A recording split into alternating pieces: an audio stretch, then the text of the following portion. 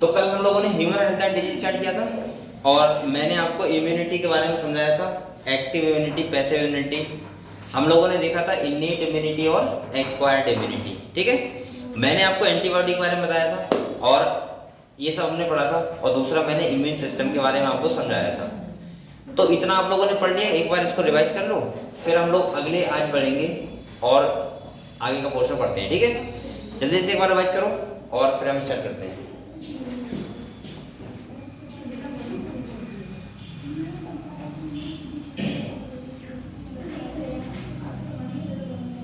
आप लोग पढ़ाई कर रहे हो भाई, मेहनत से पढ़ाई करते रहो।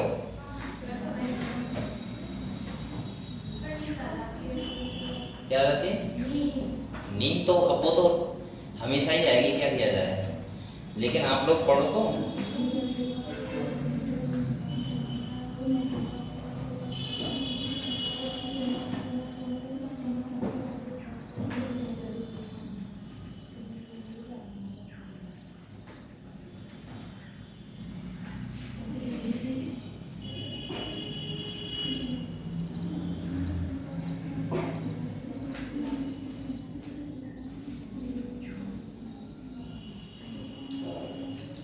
तो कल हम लोगों ने इन्नेट इम्यूनिटी के बारे में बताया था, मैंने आपको एक्वायर्ड के बारे में बताया था ना। इन्नेट के बारे में बेटा मैंने क्या बताया था? मैंने कहा था ऐसी इम्यूनिटी जो इनबॉर्न होती है, जन्म से मम्मी और पापा से मिलती है हमें, जैसे स्किन हो गया, स्टमक हो गया, HCl हो गया, ये सब किसका टाइप है? इन्नेट इम्यूनिटी का। अगर हम एक्वायर्ड की बात करें तो मैंने जो बताया था वैक्सीनेशन से जो आती है, जैसे एंटीबॉडी डेवलप होती है हमारे ब्लड में, और कोई भी पैथोजन अगर हमारी बॉडी में आता है तो उसके बाद हमारे ब्लड के बॉडी में क्या बनती है? एंटीबॉडी, ठीक है। कल हम लोगों ने ये समझा था। दूसरा मैंने आपको बताया था एक्टिव इम्यूनिटी के बारे में। पैसिव, एक्टिव का मतलब क्या था? जो होस्ट बॉडी में बने, यानी कि कोई पैथोजन है वो आए और हमारा ब्लड में क्या बने? एंटीबॉडी, तो वो किस टाइप की इम्यूनिटी होगी? एक्टिव। अगर रेडीमेड एंटीबॉडी हमारी बॉडी में ट्रांसफर हो रही है तो कैसे टाइप की होती है? पैसिव। ये हम लोगों ने कल देखा था। इसके बाद मैंने कहा था एक्वायर्ड इम्यूनिटी में भाई कोई पैथोजन है अगर मेरी बॉडी में आता है और मेरी बॉडी उसके प्रति रिस्पॉन्स देती है, यानी कि हम बोल सकते हैं एंटीबॉडी बनाती है, तो पहली बार जो आता है तो उसको क्या बोलते हैं? फर्स्ट इनकाउंटर करता है तो उसको बोलते हैं प्राइमरी रिस्पॉन्स, जो कैसा होता है? स्लो होता है। और दूसरी बार जब वो सेम पैथोजन आता है तो क्या बोलते हैं? Secondary response. और सेकेंडरी रिस्पॉन्स का मतलब है कि फिर वो कैसा होता है? हाई होता है, ठीक है। अगले मैंने आपको बताया था कि अगर हम देखें तो हमारी जो दो टाइप की सेल है, बी लिम्फोसाइट और टी लिम्फोसाइट, ये एक मेजर रोल प्ले करती हैं हमारी इम्यूनिटी में।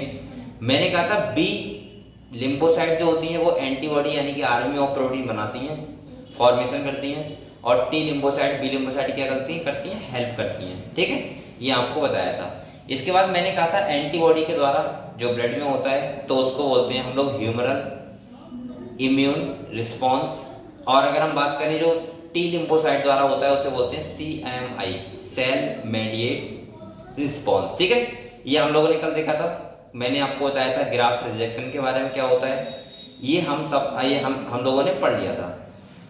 तो यहाँ तक मैंने आपको पढ़ा दिया है, यहाँ तक आप लोग रिवाइज भी कर लो, और जो इसके आगे आज हम लोग पढ़ेंगे वैक्सीनेशन एंड इम्यूनाइजेशन, ठीक है। इसके बारे में हम लोग पढ़ेंगे।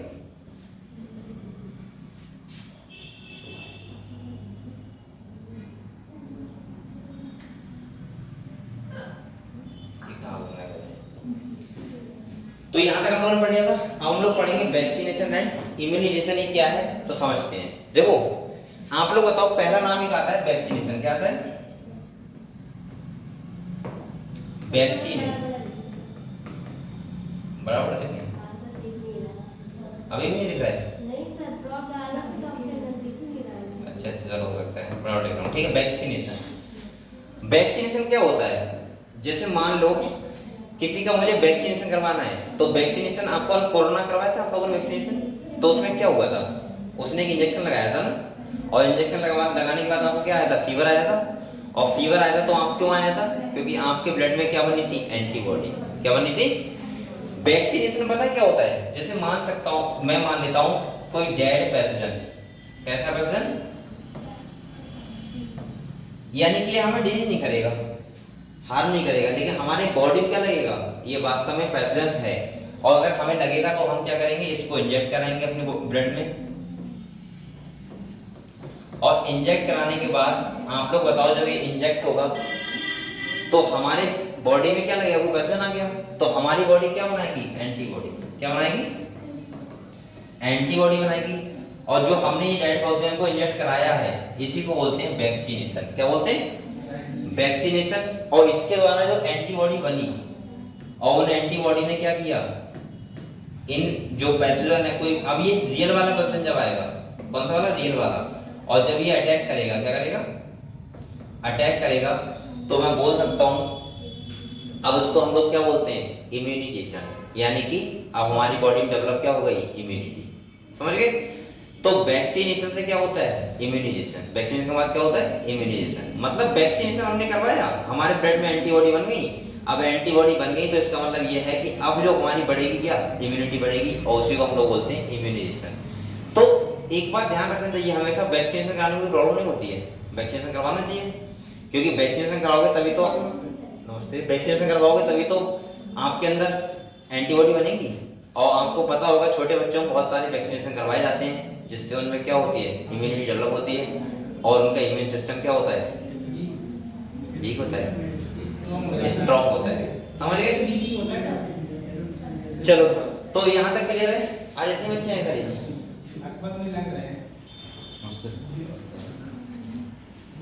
चलो बच्चों को फोन करो, बताओ किसी को करो, मैसेज करो सब बच्चों को एक करके। ट्वेल्थ वाले बच्चे कितने आते हैं भाई, ट्वेल्थ वाले कब से पेपर चल रहे हैं, कब से स्टार्ट, 18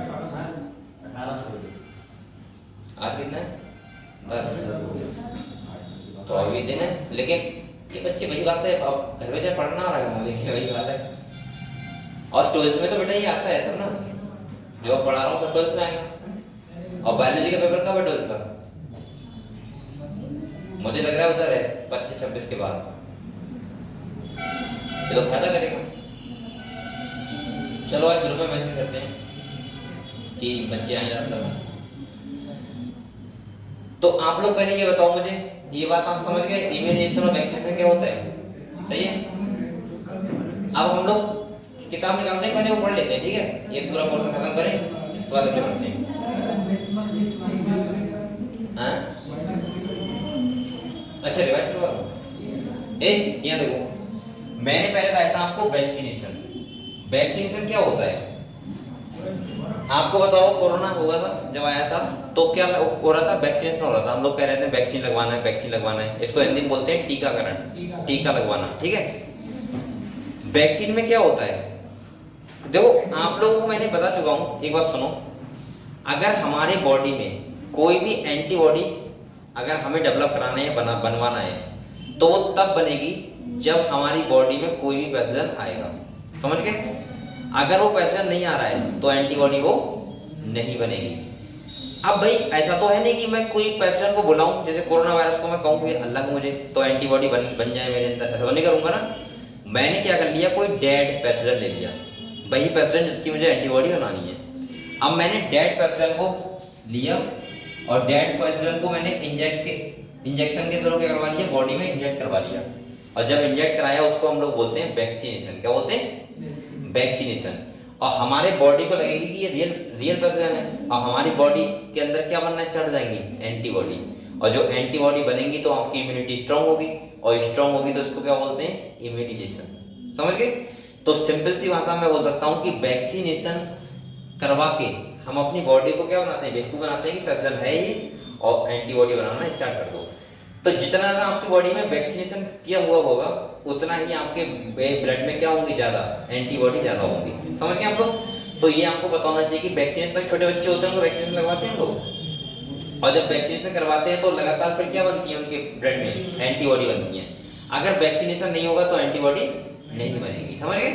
वो तभी बनेगी जब कोई पैथोजन हमारी बॉडी के लिए अटैक करेगा। तो इससे पहले अब भाई अभी एक बात और, एक और ऐसा नहीं होता कि कभी ऐसी कोई एंटीबॉडी ना ही बने, मतलब सभी तरह की बना देता है हमारा। अब सुनो एक बात सुनो बेटा, ऐसा होता है हर किसी एंटीबॉडी का टाइम पीरियड अलग होता है। अब ऐसे अगर आप चाहो, जैसे अब आपको मन में आ रहा होगा सर तो हम ऐसा नहीं कर सकते क्या कि मान लो हमें पता है 50 डिजीज एक किसी ह्यूमन को होती है, ह्यूमन को 50 डिजीज होती हैं। अब हम 50 वैक्सीनेशन करवा लें, बात खत्म, डिजीज होगी ही नहीं। लेकिन बेटा हर किसी का टाइम पीरियड अलग होता है। जैसे कोई डिजीज है, किसी का एंटीबॉडी 1 साल तक काम करता है, किसी का 2 महीने तक करता है, किसी का 1 महीने तक करता है, किसी का 3 साल तक करता है, किसी का लाइफ टाइम करता है। अब मैं वैक्सीनेशन तो उसका करवाऊंगा ना जो कम से कम 5-6 साल या उससे ज्यादा रुके एंटीबॉडी। कुछ डिजीज सुनो, कुछ डिजीज ऐसी होती हैं जो ऑन द स्पॉट हमें आती हैं, हमारे अंदर डिजीज लगेंगी हमें और हम सही हो जाएंगे, थोड़ी दवाई खा के हमारे अंदर एंटीबॉडी डेवलप होगी, बस ऐसा होता है, समझ गए। वैक्सीन हम उनका करवाते हैं जो हमें पता है लॉन्ग टाइम तक हमें सेफ रखेंगे वो। हाँ बताओ। सर वैक्सीन जैसे लगी थी उसका भी टाइम था ना, एंटीबॉडी कितने दिन में उसका जब उसकी लेनी थी क्या लगी? जैसे अभी कोरोना टाइम लगी थी, 3 महीने के बाद दूसरी लगी थी। तो उसका उस पे वो हर किसी वैक्सीन होता है, हर को हर अलग होता है उसका टाइम पीरियड। जैसे उसमें हो सकता है उसमें ऐसा हो कि 3 स्टेज में जाके कंप्लीट एंटीबॉडी बनेगी, ऐसा भी हो सकता है। जैसे पहले में एक स्टार्टअप किया हो, सेकंड में बनना स्टार्ट हो गई, थर्ड में फाइनल बन गई, तो ऐसा भी हो सकता है, ठीक है। हर किसी वैक्सीन का अलग होता है टाइम पीरियड, ठीक है। तो आप समझ गए वैक्सीन के बारे में क्या होता है। वैक्सीन में एज लाइक सेम पर्सन होता है, लेकिन वो डेड होता है, डिसहार्म करता है हमें कोई नुकसान नहीं करता है, और वो कोई नुकसान नहीं कर रहा है, इसका मतलब क्या है, खाली हमारी बॉडी को बेवकूफ बनाया और एंटीबॉडी बन गई, ठीक है। एंटीबॉडी कल मैंने क्या बताया था बेटा, एक शस्त्र होता है, और एंटीबॉडी क्या होता है, शस्त्र होता है जो हमें बचाता है, और एंटीजन क्या होता है जो हमें डिजीज करता है, बीमारी करता है, समझ गए। तो देखो किताब देखते हैं एक बार।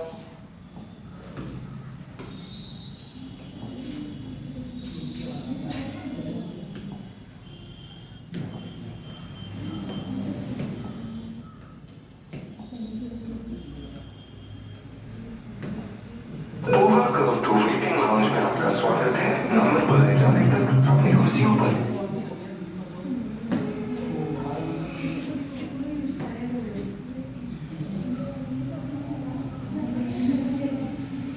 ठीक है, तो देखो यहाँ पे हम लोगों ने कहाँ तक पढ़ लिया था, ये नहीं पढ़ा था। हाँ यहाँ तक पढ़ लिया, कहाँ तक पढ़ लिया भाई, ये पढ़ेंगे ना, वैक्सीनेशन एंड इम्यूनाइजेशन। अब देखो एक लैंग्वेज समझते हैं हम लोग, क्या लिखा हुआ है, सिंपल देखो बेटा, देखो पहले लाइन में क्या लिखा हुआ है, यहाँ पे वो कह रहा है द प्रिंसिपल ऑफ इम्यूनाइजेशन और vaccination is based on the property of memory. आप लोग बताओ, अगर ये क्या क्यों कह रहा है ये मेमोरी बेस्ड है, अगर मेमोरी बेस्ड ना हो तो हमें वैक्सीनेशन करवाने का क्या फायदा है। जैसे मैंने मान लो आज वैक्सीनेशन करवाया, अगर ये प्रॉपर्टी अगर मेमोरी बेस्ड ना हो, अगर उसे याद ही नहीं रहे कि अब वो पैटर्न मुझे पता है आज आएगा, 10 दिन बाद आएगा या 6 महीने बाद आएगा, पैटर्न जो हमें डिलीट कर रहा है कभी भी सकता है। लेकिन हमारी जो इम्यून सिस्टम होता है, इम्यूनिटी होती है, उसकी प्रॉपर्टी होती है कि वो कैसे काम करती है, मेमोरी बेस्ड, यानी कि मेमोरी का मतलब होता है ध्यान रखने के लिए। जैसे मान लो किसी ने अगर वैक्सीनेशन करवाया है, उसके ब्लड में एंटीबॉडी बन गई, अब वो एंटीबॉडी जब तक रहेंगी तब तक वो याद रखेंगी उस वाले पर्सन को जो वो डिजीज को करता है, समझ गए बात। तो ये कैसा प्रोसेस होता है, मेमोरी बेस्ड। अगले क्या है बेटा, of the immune system in vaccination. अब वैक्सीनेशन में क्या होता है, देखो कह रहा है अब preparation of antigenic protein of pathogen. क्या बोला उसने कि हम लोग वैसी एंटीजेनिक प्रोटीन बनाते हैं जैसे वो पैथोजन होता है। अगले कह रहे हैं और या इनएक्टिवेटेड या वीकेंड पैथोजन, या हम ऐसा पैथोजन डालते हैं जो बहुत कमजोर हो, थोड़ा सा रिलीज करे बस, या ऐसा हो जो कैसा हो, इनएक्टिव। क्या हो, इनएक्टिव। अभी मैं आपको समझाऊंगा कैसे होता है, पूरा पूरा समझा दूंगा। उसे बोलते हैं हम लोग वैक्सीन। कह रहे हैं are introduce into the body, और उस वैक्सीन को हमने क्या करवा दिया, इंट्रोड्यूस करवा दिया अपनी बॉडी से। और कह रहा था antibody produce in the body against these antigens would neutralize the pathogenic agent during actual infection. हां क्या जैसे लोग कट कर लेता है, किस काट लेता है, हाँ तो सर कैसे होगा, मतलब उसकी भी ऐसी वो डाला जाता है। नहीं, जब कोई कुत्ता काटता है तो अब क्या होगा, रेबीज इन्फेक्शन हो गया, सही है। अगर हुआ तो वैसे हर कुत्ते का नहीं होता है, हो जाता है, हर कुत्ते से नहीं होता है, जो कुत्ता इन्फेक्टेड होगा उसी को होगा, उसी से होगा। अब सुनो दूसरा, लेकिन हम फिर भी ध्यान रखते हैं कि लगवा लें, इंजेक्शन लगवाने की क्या दिक्कत है। अब आपने क्या किया, इंजेक्शन लगवा लिए, तो उस इंजेक्शन में डायरेक्ट एंटीबॉडी डाली जाती है। उससे लड़ने का डेड वायरस नहीं डाला जाता, क्या मतलब डायरेक्ट एंटीबॉडी डायरेक्ट एंटीबॉडी, हाँ वैक्सीन टाइप की नहीं लगाई जाती है, वो एंटीबॉडी होती है कि वो हमारी बॉडी नहीं बनाएगी, बनाई डाली जा रही है, वो बनाई किसी और बॉडी में होंगी। समझ गए? एक बात मेरी और सुनो आप लोग, अगर आप लोग नहीं समझ पा रहे वैक्सीन क्या होता है, समझ लो थोड़ा सा। देखो मान लो एक पैथोजन है बेटा, यहाँ देखो, मान लो एक पैथोजन है, ये पैथोजन क्या होता है?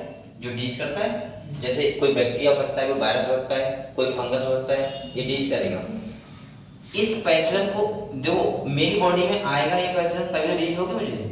और मैंने क्या कहा, जब कोई पैथोजन हमारी बॉडी में आएगा तब उसके अगेंस्ट एंटीबॉडी बनेगी। सही है? अब हमें क्या करना है, हम ऐसा करना, उसका वेट करेंगे इस पैथोजन का कि आए मेरी बॉडी में, मुझे बीमारी हो, मैं तो पहले वैक्सीनेशन करवा दूंगा। अब वैक्सीनेशन का मतलब क्या होता है, सुनो, जैसा ये है पैथोजन, सुन लो, इसी की तरह एंटीजन क्या दूंगा, प्रोटीन ना दूंगा कोई, या मैं डेड पैथोजन ले लूंगा। डेड पैथोजन का मतलब जो मरा हुआ है, मतलब जो डिजीज मुझे नहीं करेगा। और जो डेड पैथोजन या इनएक्टिव पैथोजन, ये बहुत थोड़ा सा डिजीज कर रहा है, ऐसा कोई पैथोजन इसी की तरह बिल्कुल। मैंने क्या किया, इसको एक बॉक्स में भर लिया बायोटेक्नोलॉजी की हेल्प से, किसकी? बायोटेक्नोलॉजी की हेल्प से मैंने कर लिया। अब मैं क्या करूंगा, एक इंजेक्शन लूंगा और इसको लेके अपनी बॉडी के अंदर इंजेक्ट करा दूंगा।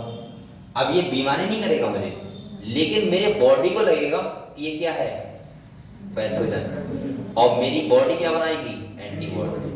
अब दो बनी एंटीबॉडी।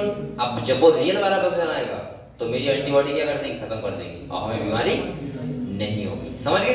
ये वही हिसाब किताब से हमने डेयरी देखा, डेयरी होता है, डेयरी जहाँ अरे जो भैंस खाली आती है वो डेयरी।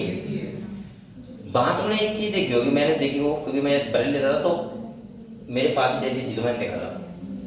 आपको पता है, अगर आप किसी बात क्यों कर रहे हो, अगर आपको किसी भैंस का दूध निकालना है तो उसके लिए उसका वो होना चाहिए, बच्चा होना चाहिए, लेकिन उसमें क्या होता है, कभी वो बच्चा एक्सपायर हो जाता है।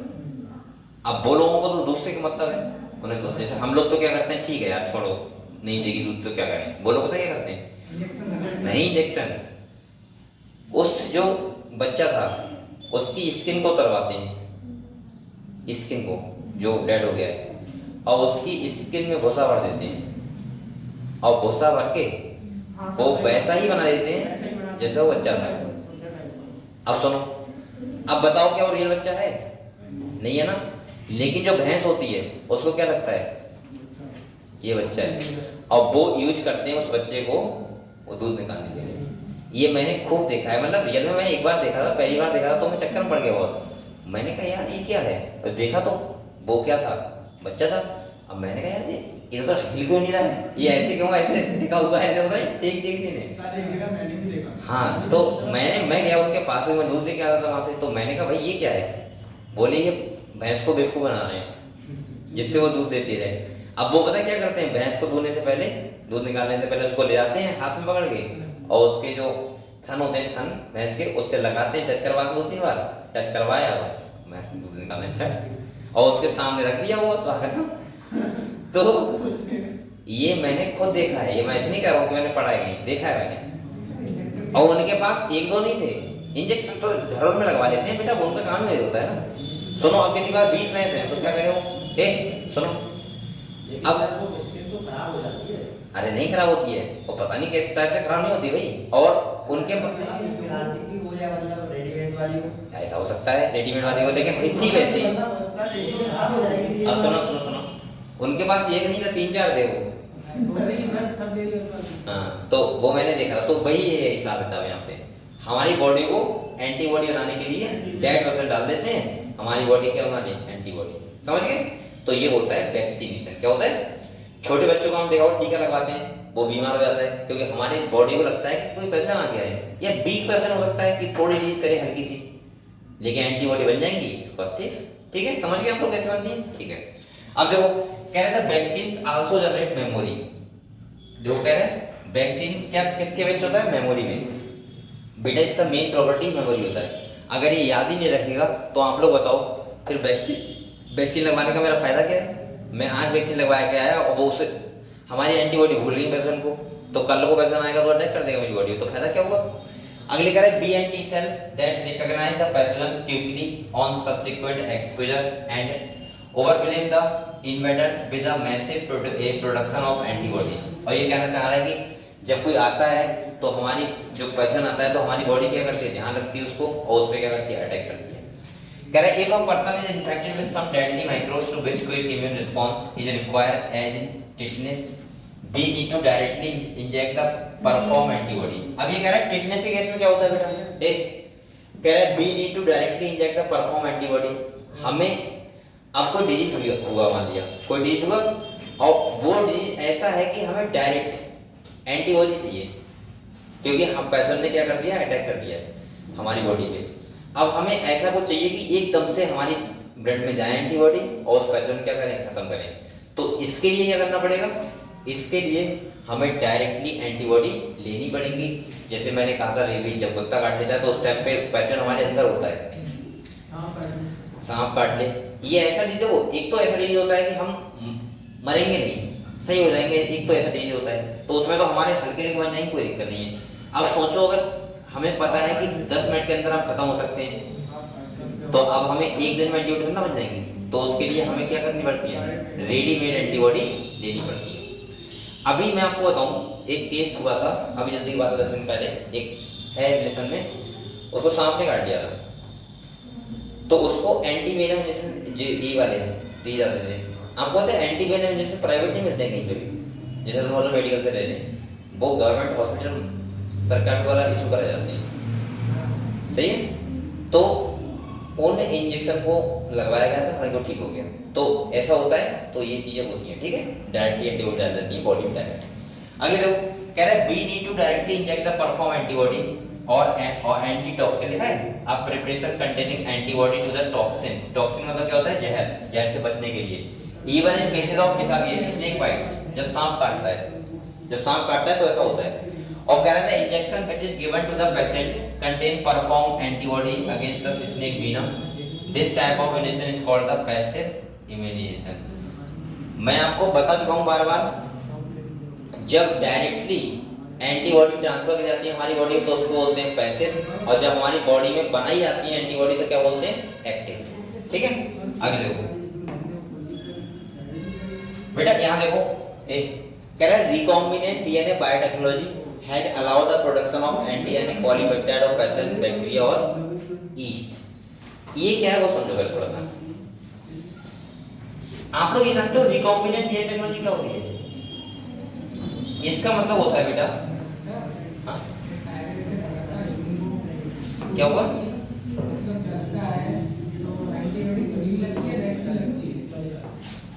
किसमें किसमें, टाइगर क्या करता है, टाइगर काटता है किसी को, तो वो देखो वो अलग अलग प्रॉपर्टी होती है। ऐसी कुछ प्रॉपर्टी होती है इसमें अलग से लगाई जाती है, ऐसी कुछ प्रॉपर्टी होती है इसमें लगता है कि यार कि वो तो इस टाइप डिसाइड करता है कि वो किस टाइप का पैथोजन है, उसके ब्लड में क्या है। ऐसा नहीं कि अगर मान लीजिए किसी वजह से कुछ घाव हुए तो उसमें एंटीबॉडी करा देंगे, बहुत अलग चीज है।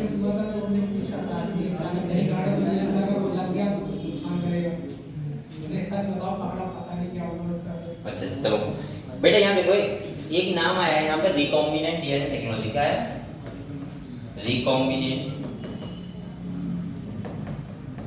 डीएनए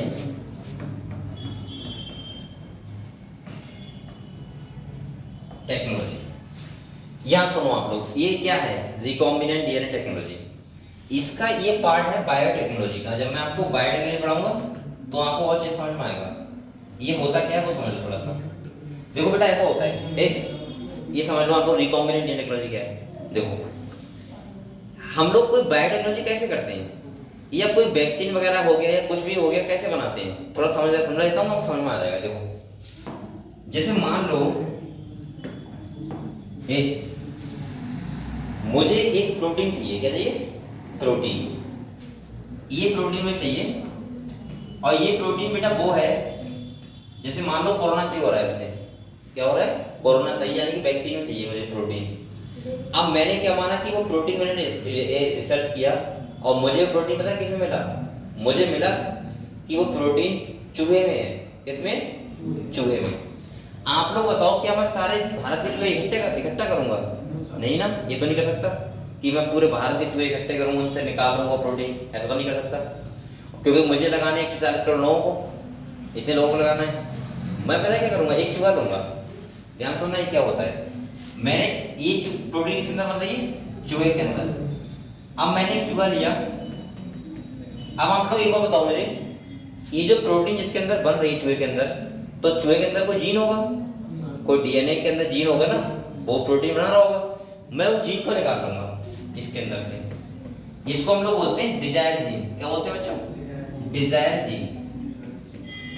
डिजायर जीन, डिजायर का मतलब होता है पसंदीदा। ये जीन मैंने निकाल दिया। अब सुनो, अब मैं क्या करता हूँ, एक बैक्टीरिया लेता हूँ। क्या लेता हूँ बेटा, बैक्टीरिया।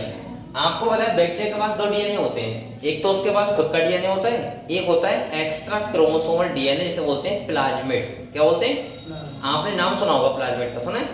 बैक्टीरिया के पास एक एक्स्ट्रा डीएनए होता है जिसे बोलते हैं एक्स्ट्रा सर्कुलर क्रोमोसोमल डीएनए, और सही नाम से बोले तो बोलते हैं प्लाज्मिड। क्या बोलते हैं?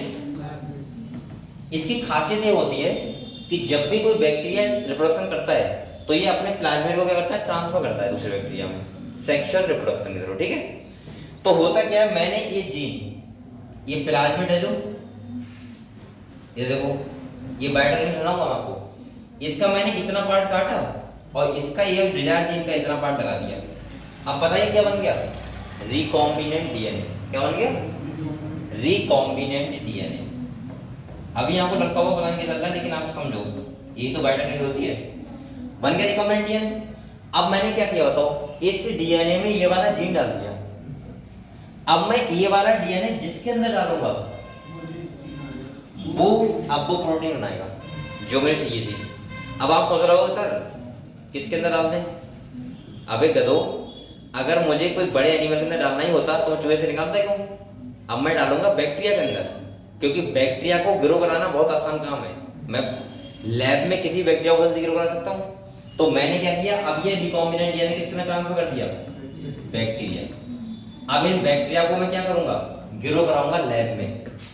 क्या कराऊंगा, ग्रो लैब में करवाऊंगा, और मैं ये वाली प्रोटीन अब मुझे जितनी चाहिए उतनी मुझे मिल जाएगी। ये होता है बायोटेक्नोलॉजी और ये होता है रिकॉम्बिनेंट डीएनए टेक्नोलॉजी। समझ गए आप लोग, समझे?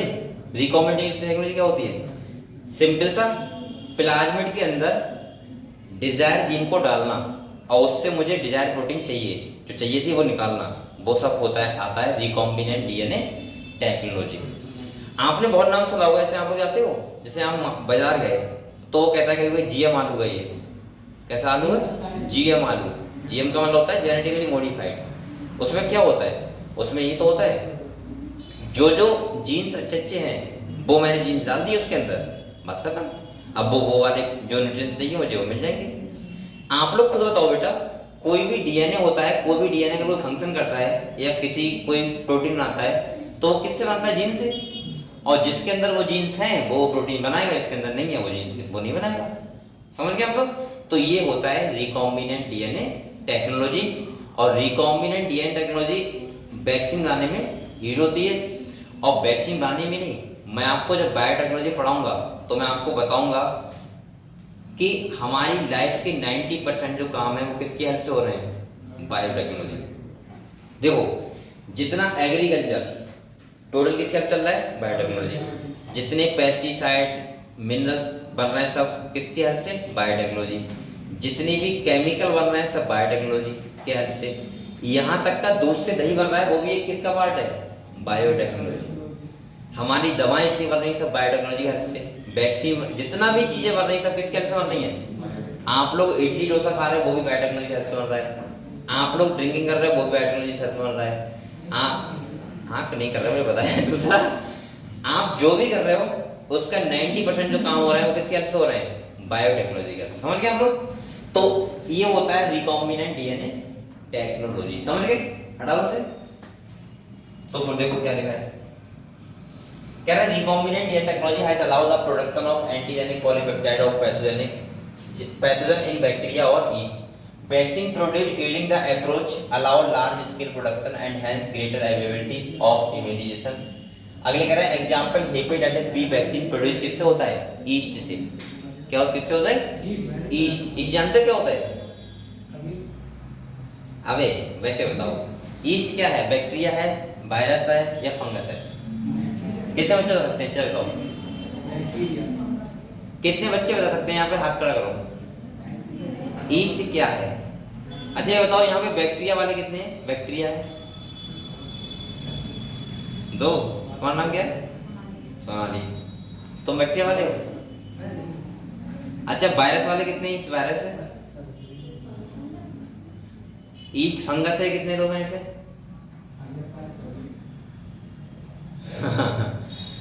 अच्छा ये बताओ, अच्छे एक चीज बता दो। चलो फंगस है बता देता हूँ, ठीक है? ईस्ट एक फंगस है, कर दो। ये बता दो खाली, है ईस्ट कौन से क्लास का फंगस है? ये बता दो। 4 क्लास थी, किसका है? एस कॉन्स्टिट्यूशन, ठीक है। तो आपको बताए, और एक बात और बताए। अच्छा ये बताओ, अच्छा और बताना जरा, ईस्ट हम और किस काम में हेल्प लेते हैं ईस्ट से? इथेनॉल बनाने में। इथेनॉल बनता है वो ईस्ट से तो बनता है, क्या? तो ब्रेड बनाने में ईस्ट से बनता है। नाम बताओ इसका क्या है? सैक्रोमेसिस सेरिवेसी। अगर आप तुम लोग सब भूल गए, पढ़ते ही नहीं मुझे लग रहा है, छोटी छोटी बातें नहीं बताएंगे। बेटा पढ़ाई करो, ऐसे काम नहीं चलेगा। बताओ आप लोग पढ़ाई नहीं कर रहे हो। चलो कोई बात नहीं, ठीक है आगे देखो।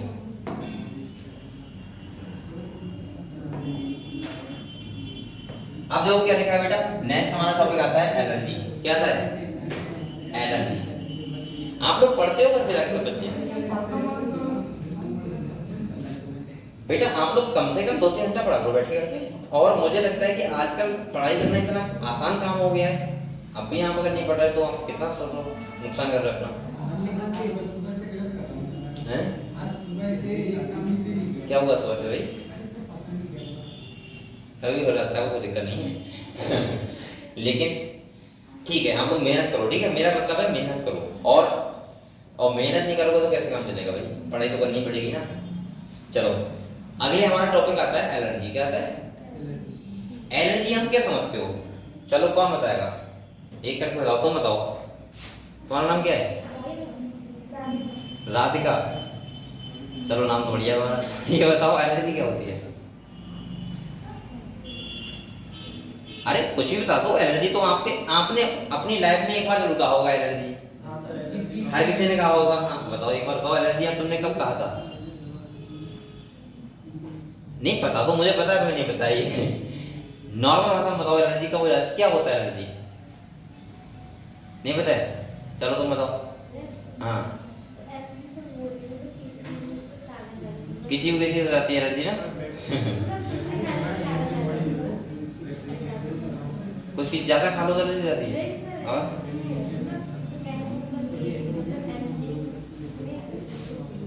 जैसे ये इसका मानना ये है, ये कह रहा है कि मुझे इससे एलर्जी है, तो वो एलर्जी है क्या? एलर्जी बहुत टाइप की होती है ना। तुम बताओ, तुम्हारा नाम क्या है? आस्था। चलो बताओ आस्था अग्रवाल। अच्छा नहीं, आस्था अग्रवाल नहीं, सांसद है आपकी। वो कौन है? नगर पालिका आस्था। हाँ बताओ एलर्जी क्या होती है?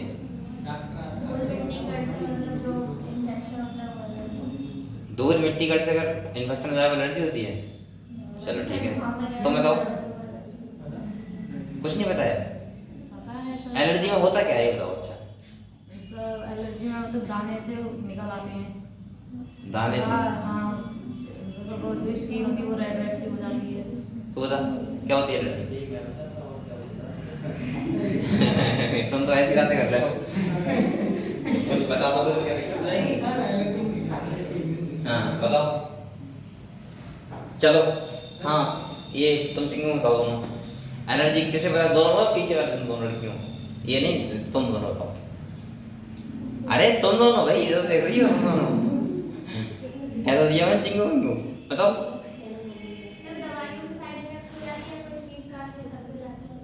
कब भी जाती है? तुम बताओ। तुम्हें अच्छा यहाँ पे कितने लोगों को एलर्जी है किसी चीज से? तुम्हें है? किससे?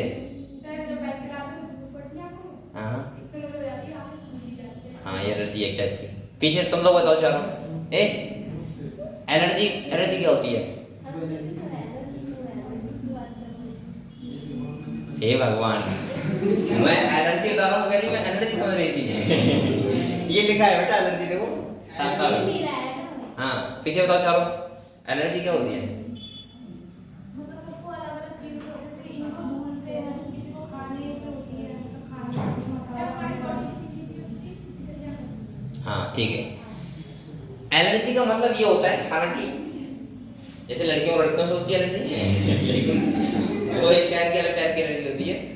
कहते नहीं इससे मुझे एलर्जी है, इसका अब मैंने शकल देख लिया, अब मैं खाना नहीं खाऊंगा। ये भी एक टाइप की एलर्जी होती है ना? अरे होती नहीं है?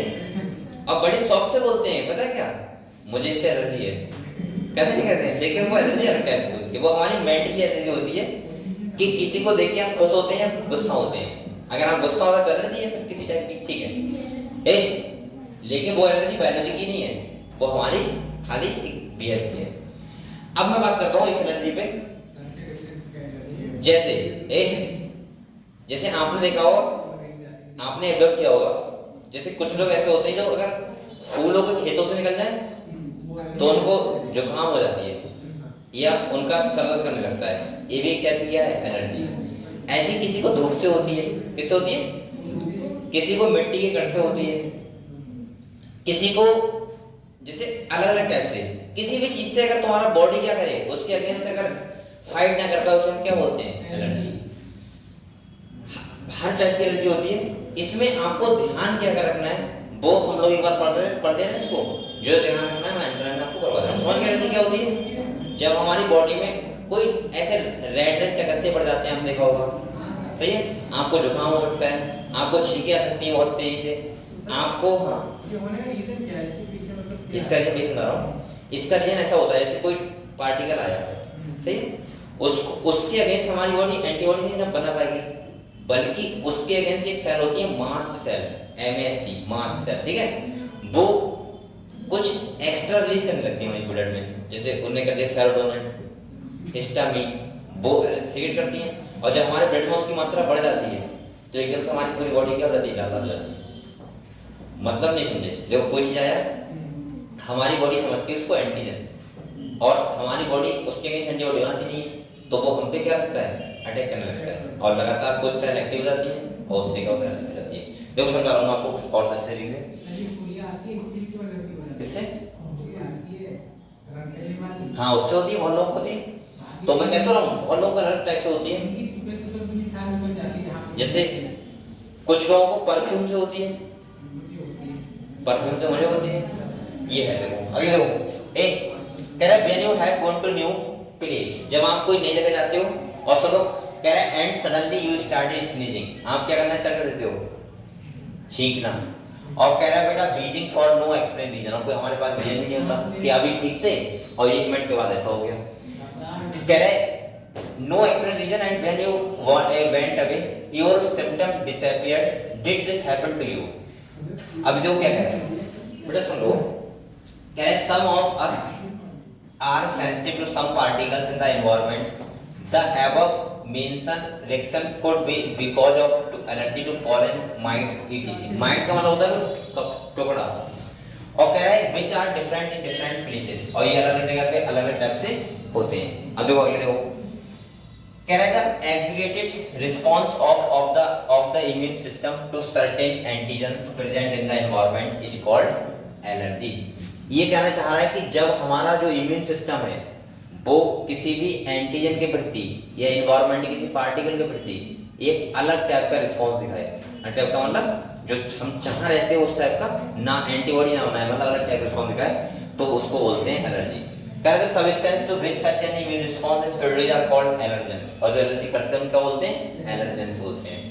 कह रहा है बेटा antibody produced to these are of, एक बात और ध्यान रखो, इस इनके प्रति जो एंटीबॉडी बनती है वो कौन सी बनती है? IgE। तो आप लोग इसको अंडरस्टैंड करो, इंपॉर्टेंट पूछ सकता है वो कि एलर्जी में किस टाइप की एंटीबॉडी बनती हैं, तो बनती हैं IgE। और कह रहा है common examples of allergens are mites in dust, pollen, animal dander, etc. Some of allergic reaction include sneezing, watery eyes, आंखों से पानी आना होता है।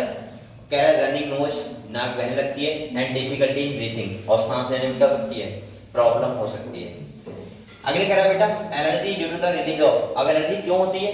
तो दो केमिकल होते हैं हिस्टामिन और सेरोटोनिन, दोनों का नाम करो, ये दोनों सीधे समझ लगते हैं। और कह रहा है फ्रॉम द मास्ट सेल, कौन सेल से? मास्ट सेल से। इसे अंडरलाइन कर लो। कह रहा है for determining the cause of allergy the patient is exposed to और injected with very small dose of possible allergens and the reaction study the use of drugs like antihistamine, adrenals and steroids quickly reduce the symptom of allergy. Somehow modern day the lifestyle has resulted in lowering of immunity and more sensitivity to allergens. अब ये कहना चाह रहा है कि आजकल के बच्चों को क्यों हो रहा है? क्योंकि हमारी इम्यूनिटी क्या हो रही है? बहुत वीक हो रही है। और वीक हो रही है इसका मतलब एलर्जी आज के केस में ज्यादा बढ़ रही है, जैसे बहुत लोगों को धूप से होती है। सही है।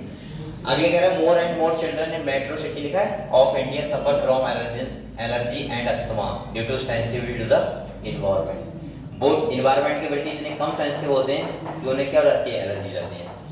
कह रहे this could be because of the protected environment provide early in life. देखो साफ साफ लिखा है ऐसा इसलिए होता है क्योंकि उनको बहुत छोटी एज से बहुत बचाया गया है, प्रोटेक्ट रखा गया है। छोटे बच्चे होते हैं तो हम सोचते हैं वो धूप में कभी जाए नहीं और जाएंगे नहीं तो उन्हें एक टाइम पे आके धूप से एलर्जी हो जाएगी। समझ गए? तो इसीलिए मैं कहता हूँ कि छोटे बच्चों को छोड़ देना चाहिए। अब ऐसा नहीं कि तालाब के पास छोड़ देना चाहिए, छोटे बच्चों को मतलब खूब खेलने कूदने देना चाहिए, मिट्टी में कहीं भी जाए कोई दिक्कत नहीं है, जिससे उसका इम्यून सिस्टम क्या हो जाए? अच्छा हो जाए। समझ गए? तो इसका मेन कॉज क्या है बता रहा बेटा? This could be because of the protected environment provide early in life. उनको छोटे में बहुत प्रोटेक्टेड एनवायरनमेंट मिलता है जिससे वो बहुत सारी चीजों से बचते रहते हैं स्टार्टिंग में और लास्ट में उन्हें प्रॉब्लम होती है। हालांकि ये मेन रीजन नहीं है। अब ऐसा नहीं है कि किसी को अगर परफ्यूम से है छोटे तो और जिसको नहीं है उसने परफ्यूम से नहाया है स्टार्टिंग में, ऐसा नहीं है। कुछ कभी कभी बाद में भी हो जाती है, ऐसा कोई रीजन नहीं है। लेकिन हाँ ये भी एक टाइप का रीजन है, ठीक है, ऐसा हो सकता है। तो मैंने क्या बोला, आपको क्या ध्यान रखना है? सुनो, जब भी हमारा इम्यून सिस्टम किसी भी कोई पार्टिकल हो सकता है, कोई पॉलन ग्रेन हो सकता है, कोई एनिमल डेंडर मतलब एनिमल का पार्ट हो सकता है, धूप हो सकती है, सही है, धूल का गड़ा हो सकता है। अगर उसके प्रति हमारा इम्यून सिस्टम क्या कर रहा है? एक हुकार यानी कि एक अलग टाइप का एक शो कर रहा है, उसको हम क्या बोलते हैं? एलर्जी बोलते हैं। एलर्जी में क्या होता है? मास्ट सेल से क्या सिग्नल होने लगता है? सेरोटोनिन और हिस्टामिन ब्लड में हमारे। इसीलिए आपने देखा होगा एलर्जी में लाल हो जाता है पूरा बॉडी, इसीलिए होता है, ठीक है। इसमें जो वर्क करती है एंटीबॉडी कौन सी होती है? IgE, सही है। ये आपको इतनी बातें याद रखनी है। अगर आपसे क्वेश्चन पूछा जाएगा तो यही पूछा जाएगा, मुझे लग रहा है IgE, और ये पूछ सकता है वो हिस्टामिन और सेरोटोनिन। तो आप लोग दोनों चीजों को क्या कर लो? अंडरलाइन कर लो अच्छे से। इससे क्वेश्चन आएगा तो यही आएगा बस, ठीक है। चलो अब हमारा नेक्स्ट टॉपिक है बेटा, क्या आता है? Auto immunity. ये क्या होती है समझ लेते हैं, ठीक है। देखो ऑटो इम्यूनिटी का मतलब ये होता है सिंपल सा, अरे कहां से आ रहा है भाई? आना स्टार्ट कर दो। आज कितने बाद आए? रोज आता तो बता कि मैं नहीं आ रहा हूँ, डेली आओ, ठीक है।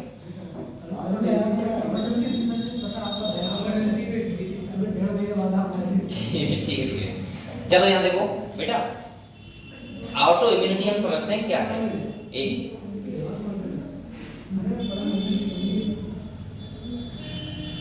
और आप लोग बेटा ये जितने बच्चे हो देखो एक बात सुन लो, अगर आप लोग इस टाइम पे पढ़ाई कर रहे हो, इसका मतलब तो ये है कि मेरा मानना ये है कि कहीं ना कहीं आपके घर वाले आपको कुछ बनना चाहते हैं, कुछ बन जाओ, अच्छे बन जाओ, वरना पढ़ाते ही क्यों? बुद्धो देते थे लड़कों को और लड़कियों से काम करवाते है ना। घर वाले क्या करवाते हैं? या तो लड़कियों से काम करवाते हैं घर के, कि भाई खाना बनाओ, जब पढ़ाई नहीं करोगे तो सही है, तुम दो काम कर रहे, अच्छी बात है। दूसरा क्या है, लड़के आपको पता है आपकी एज के जो लड़के होंगे सब रुपये कमा रहे होंगे, कोई दिल्ली में जाके, कोई हरियाणा में जाके, लोअर फैमिली से हो, और अगर हाई फैमिली से हैं तो हो सकता है वो घर काम कर रहे हो, कोई बिजनेस संभाल रहे हो। और अगर लो फैमिली से आपके फादर बिलोंग करते हैं तो इसका मतलब आपको भेज देते काम करने के लिए, कहीं ना कहीं आप रुपया कमाते, थोड़ा घर में उन्हें काम हेल्प मिलती। और अगर वो आपको भेज रहे हैं इसका मतलब ये है कि वो चाहते हैं आपसे कि आप कुछ बन जाओ, सही, फ्यूचर में कुछ बन जाओ। और मुझे पता है यहाँ पे जितने बच्चे हैं, किसी के पेरेंट्स ये तो नहीं चाहते होंगे कि वो तुम अंबानी बन जाओ, या नहीं तुम्हें तो एम्स का नंबर 1 का रैंक लेके आना है, चाहते हैं इसके बारे में? नहीं। मुझे लगता है हमारे घर वाले ये उम्मीद करते हैं हम लोगों से, जितने बच्चे क्या कर रहे हैं चलो मैंने बात ही कर लो।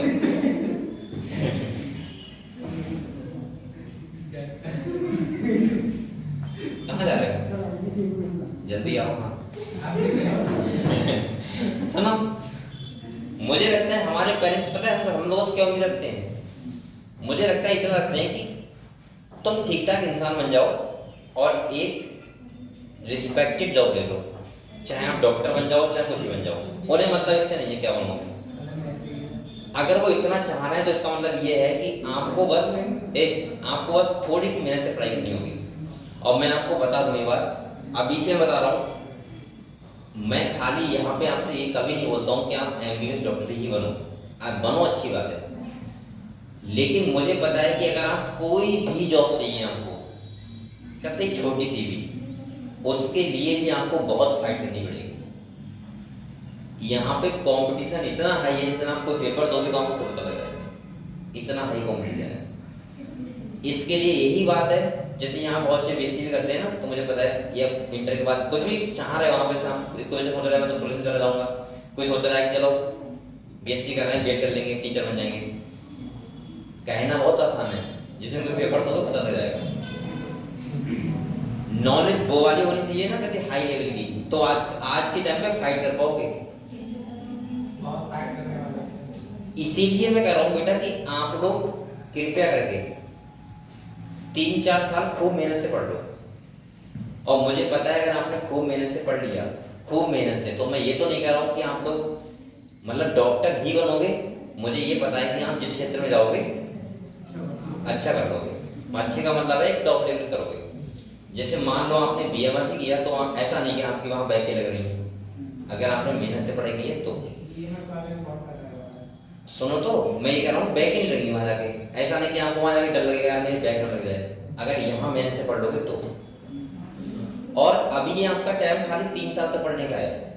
3 साल के बाद, 3-4 साल के बाद आपके घर वाले भी आपसे कर लेंगे कि अब तो वो सोचो क्या करना है। और जब वो बात कहते हैं ना, तो जो बच्चा होता है वही जानता है कि हमका क्या कहूँ। हम लोग टाइम को निकाल देते हैं, टाइम पता नहीं लगता कब निकल जाए, समझ में आया? और एक बार बस आपने थोड़ी सी मेहनत करके कुछ भी अचीव कर लिया, कुछ भी बता रहा हूँ, BMS कर लिया, कुछ भी कर लिया आपने, जो भी आपके लायक है, बस कुछ करना। उसके बाद लाइफ कुछ भी करना, मजे करना, कितने भी करना, शादी में करना, खूब मजे करना, ठीक है, 10 साल तक। लेकिन पहले आप लोग कुछ कर लो थोड़ा, ठीक है, जिससे घर वालों की उम्मीद लग जाए कि हमारा टाइप करना है। और उसके लिए आपको बेटा मेहनत करनी पड़ेगी। इसीलिए मैं कहता हूँ कि अभी आप लोग अपना टाइम को वेस्ट मत करो, पढ़ाई कर लो, ठीक है, मेहनत से। देखो ऑटो इम्यूनिटी क्या होती है समझो आप लोग। ऑटो इम्यूनिटी का मतलब पता क्या होता है? जब हमारी बॉडी या हमारा इम्यून सिस्टम सेल्स और नॉन सेल, मतलब खुद का सेल और दूसरे का सेल, या खुद का बॉडी दूसरे का बॉडी में डिफरेंस क्रिएट ना करता है, उसको बोलते हैं ऑटो इम्यूनिटी। समझ गए? ऐसे में क्या होता है, हमारा ही इम्यून सिस्टम हमारे ही सेल के प्रति क्या करने लगता है, लड़ाई करने लगता है, फाइट करने लगता है, और इसमें हमें खुद से डिजीज आती है। समझ गए आप लोग? जब हमारी बॉडी या हमारा इम्यून सिस्टम जो है वो सेल्फ और नॉन सेल्फ में डिफरेंस क्रिएट ना कर पाए, तो उसको बोलते हैं ऑटो इम्यूनिटी। समझ गए आप लोग? तो देखो एक ही चीज है, उसको याद कर लेना। कह रहा है memory based acquired immunity evolve in higher vertebrates based on the ability to differentiate foreign organism pathogen from cell cell. आपको पता है हमारा जो इम्यून सिस्टम वो किस पे वर्क करता है? मेमोरी पे। अब मेमोरी का मतलब यही तो हुआ कि हम याद रख पाते हैं कि दूसरे का बॉडी, दूसरा एक पैथोजन वो कौन सा है, हमारा खुद का सेल कौन सा है, ये ध्यान रख पाते हैं। तो कह रहा है बेटा while we still do not understand the basis of this, correct, to corollary of this ability have to be understood. One higher vertebrates can distinguish foreign molecule as well as foreign organism. अच्छा ये आप समझते हो, मैं foreign बात करता हूँ, foreign का मतलब क्या होता है? दूसरा कोई पार्टिकल आएगा तो उसे फॉरेन होगा मान लीजिए। कह रहा most of the experimental immunology deals with this aspect to some time due to genetic and other unknown reason. अब ये देखो क्या कह रहा है, या तो ये जेनेटिक रीजन हो सकता है या अननोन हो सकता है, हमें पता नहीं है इसका क्या मतलब, क्या रीजन है, ठीक है। कह रहा है बेटा due to genetic and other known reason the body attack self cell, यानी कि जब हमारा ही सेल हमारी ही सेल को अटैक करने लगे, तो कह रहा है this result in damage to the body and is called auto immune disease, यानी कि हमारी बॉडी में खुद से टीके लगेगी और हमें ये पता भी नहीं लगेगा। और कह रहे हैं इसका नाम क्या है बेटा, rheumatoid arthritis which affected many people in our society is an auto immune disease. तो इस चीज का नाम याद कर लो आप लोग, रूमेटॉइड आर्थराइटिस, यानी कि इसका मतलब होता है सोरिया टाइप की रहती है, ठीक है, जॉइंट्स में। क्लियर हुआ? अब हम इसके बाद इसको अंडरलाइन करो, ये वो डिजीज आपसे पूछ सकता है कि बताओ ऑटो इम्यून डिसऑर्डर कौन सा होता है, उसका नाम पूछ सकता है, ठीक है। और नीट के लिए पता मैं क्या कहता हूं, मैं कहता हूं कि आप लोग एनसीईआरटी जो है उसको बहुत अच्छे से रखो अपने पास में, हर टॉपिक को अंडरलाइन करो, हर चीजों को बैठ के याद करो, ये आपके फ्यूचर में बहुत काम आने वाली है, हर टॉपिक बहुत काम आने वाला है, ठीक है। फ्यूचर में कुछ भी करोगे तब भी काम आएगा आपको। अगले हमारा आता है immune system in the body. हमारी बॉडी का जो इम्यून सिस्टम होता है वो कैसे वर्क करता है, और हम लोग ये समझते हैं कि इम्यून सिस्टम में हमारे कौन कौन इन्वॉल्व होता है। तो पूरा इम्यूनिटी एक वो प्रोसेस है जिसमें हमारी बॉडी फाइट करती है किसी भी पैथोजन के थ्रू, और इम्यून सिस्टम का मतलब होता है कि पूरा जो हमारा सिस्टम है जिसमें एंटीबॉडी हो गई, बोन मैरो हो गया, थाइमस हो गया, ये सब मिलके अगर ये सब मिलके अगर क्या बनाते हैं, पूरा एक बनाते हैं, तो उसको बॉडी को उसको बोलते हैं इम्यून सिस्टम। समझ गए? तो इम्यून सिस्टम में कौन आएगा, थाइमस आएगा, इम्यून सिस्टम में कौन आएगा, बोन मैरो आएगा, इम्यून सिस्टम में और कौन आएगा, एंटीबॉडी आएगा, ये सब मिलके जो बनाते हैं पूरा, इसको बोलते हैं हम लोग इम्यून सिस्टम। तो पढ़े इम्यून सिस्टम क्या होता है। यहाँ पे देखो लिम्फोइड ऑर्गन आएंगे, ये पूरा बॉडी का हमारे लिम्फ नोड्स हो गई, थाइमस हो गया, ये सब मिलके क्या बनाते हैं, इम्यून सिस्टम। तो देखो क्या है ये, कह रहा है human immune system consist of lymphoid organ. इसमें क्या आएंगे, अच्छा आप लोग ये बताओ, ये लिम्फोइड नाम आता है, आप लोग लिम्फ के बारे में जानते हो क्या होता है, कितने लोग जानते हैं आप बताओ। लिम्फ नाम सुना है आपने, हिंदी में बोलते हैं लसिका। अब बताओ, हाँ सुनो बताओ, और बताएगा श्वेत रक्त कणिका है, तो जल्दी सी होती है।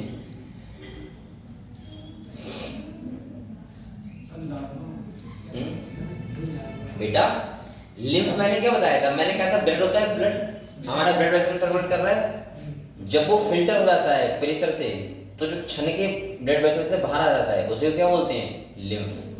लिम्फ के पास क्या होते हैं, डब्ल्यूबी सेल होते हैं, ये इम्यूनिटी हमारे क्या करता है, हेल्प करता है, सही है। तो लिम्फोइड ऑर्गन हो गए, और tissue cell and soluble molecule like antibody. कह रहा है as you have read immune system is unique in the sense that it recognize foreign antigen, respond to these and remembers them. The immune system also play an important role in allergic reaction, autoimmune disease and organ transplantation. ये सब कामों में क्या करता है हमारा immune system, क्या करता है, हेल्प करता है। अब हम देखते हैं एक करके। सबसे पहला हमारा आता है लिम्फोइड ऑर्गन। ये क्या होती है, देखें लिम्फोइड ऑर्गन क्या होते हैं, ये भी किसका पार्ट है, इम्यून सिस्टम का। इम्यून सिस्टम को हिंदी में पता क्या बोलते हैं, इम्यून सिस्टम पेट की रक्षा तंत्र, जो हमारी रक्षा करता है पूरा सिस्टम, उसको बोलते हैं इम्यून सिस्टम। समझ गए? तो इसमें पहले नंबर पर क्या था बेटा, लिम्फोइड ऑर्गन। क्या थे, पहले नंबर पर आते हैं लिम्फोइड ऑर्गन। यहां देखो आप लोग, कह रहा है दीज आर द ऑर्गन, सुन लो ये कौन सा ऑर्गन होते हैं, देखो कह रहा है these are the organ where origin and maturation and proliferation of lymphocyte occurs. ये ऐसे ऑर्गन होते हैं जहां पे कोई भी लिम्फोसाइट बने, जैसे लिम्फोसाइट मतलब टी लिम्फोसाइट, बी लिम्फोसाइट करता है, ये बने या वो मैच्योर हो, इन सबको मिला के हम लोग क्या बोलते हैं, वो ऑर्गन क्या उनसे कहते हैं, लिम्फोइड ऑर्गन। कह रहे थे प्राइमरी लिम्फोइड ऑर्गन कौन होते हैं, bone marrow and thymus, where immature lymphocyte differentiate into antigen sensitive lymphocyte. आप लोग बताओ बेटा, देखो प्राइमरी लिम्फोइड ऑर्गन दो चीजें आई हैं, बोन मैरो और थाइमस। आप जानते हो बोन मैरो क्या होता है, बताओ। बोन मैरो जो बोन के अंदर होता है, जहां पे ये लिम्फोसाइट बनती हैं, फॉर्मेशन होता है। आप लोग बताओ हमारी आरबीसी डब्ल्यूसी सब कहां बन रही है, बोन मैरो में। कहां बन रही है, बोन मैरो कहाँ होता है? बोन्स के अंदर। बोन्स हमारी कैसी होती है? खोखली। और उनमें क्या भरा होता है? बोन मैरो, जहाँ पे WBC ये सब RBC वगैरह बनती है। समझ गए आप लोग? और थाइमस की बात कर रहा है, थाइमस से क्या बात कर रहा है? Thymus gland. और थाइमस ग्लैंड आपको पता होगी, थाइमस ग्लैंड क्या होते हैं कि वहां पे क्या होता है? इन लिम्फोसाइट का यानी कि एंटीबॉडी का मैच्योरेशन। मैंने इसलिए कहा था ना कि ये ट्रेनिंग आउट स्कूल होता है किसका? एंटीबॉडी का। कौन? थाइमस। तो जो कह रहे हैं तभी तो लिखा है where immature lymphocyte differentiate into antigen sensitive lymphocyte after maturation the lymphocyte migrate to secondary lymphocyte organ. अब आप लोग सुनो, जहां पे कोई भी एंटीबॉडी बने या वो मैच्योर हो, उनको तो बोल दिया हमने प्राइमरी लिम्फोसाइट ऑर्गन। अब मान लो ये एंटीबॉडी है, इसका फॉर्मेशन कहाँ हुआ? जैसे आप लोग, वहां का फॉर्मेशन कहाँ हुआ? घर पे हुआ। तो घर क्या हो गया? Bone marrow. आप पढ़े यहाँ पे रहे हो, मैच्योर यहाँ पे हो रहे हो, तो ये क्या हो गया? थाइमस। क्या हो गया? ये हो गया प्राइमरी लिम्फोसाइट ऑर्गन। सेकेंडरी का, अब इसके बाद आप कहाँ जाओगे? मेडिकल कॉलेज गए आप लोग, तो वो क्या होंगे? Secondary lymphocyte organ. क्योंकि अब काम तो आप वहां जाके करोगे ना, यहाँ तो आप खाली सीख रहे हो बस। समझ गए? तो ऐसे यहाँ पे देखो, एंटीबॉडी जहां बनी और जहां मैच्योर हुई वो अलग बात है। अब ये कहां फंक्शन करेंगी? वो आएंगे सेकेंडरी लिम्फोसाइट ऑर्गन। तो देखो कौन से होते हैं? कह रहे हैं a secondary lymphocyte organ like spleen. Spleen अंदर क्या होते हैं? बहुत अच्छे कंफ्यूज रहते हैं ना, स्प्लीन क्या है? आप पहली बार नाम यही सुनते हैं स्प्लीन का, और कहीं नहीं सुना होगा आपने। हाँ बताओ क्या होता है? क्या होता है स्प्लीन? बताओ।